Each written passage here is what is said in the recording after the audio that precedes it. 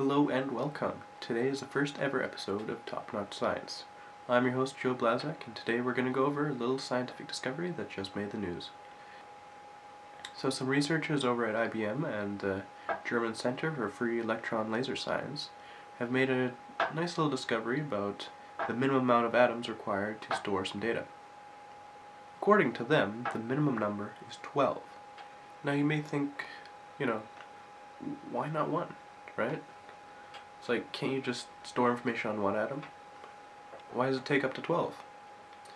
Now, the reason for this is because of all that talking, you can't store something in that one, you can't store something in 1 atom for very long. You can store something, but because it's not very long, it's not reliable and therefore not really useful. So really, the 12 atoms is the minimum amount for it to be useful. Now, to give you an idea of what this really means, or comparatively speaking, for storing data these days, it takes about a couple million atoms. Now, if we can bring it down to just 12, we're going to be able to store about 1,000,000 times as much data in the same amount of space. But why would you ever need so much data, right? So why would we want to do that?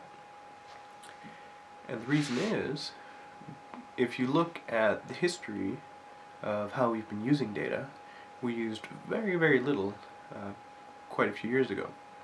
But everybody's wanting higher and higher quality content. And if you look at, say, gaming, for example, some of the original games like Pong use just 2 colors, just a few pixels on the screen, whereas the next stage progressed to something like Super Mario Brothers. Several different colors, many more pixels, and nowadays we're getting to something where we have actual 3D environments with many, many pixels just on one little part of it. And if you look at the progression of that, we're probably going to have something in the future, hopefully, like the Matrix, where you have very in-depth modeling of the world around you with very high resolution. And of course that's going to take lots and lots of data. Yeah, so that's the first ever episode of Top Notch Science. It's not quite how I wanted it to be. I wanted to go a little bit more in depth and things, but I'm a little bit sick now, so I'm just happy to have something out there, and I guess you can look forward to the next episode coming on Monday. Take care.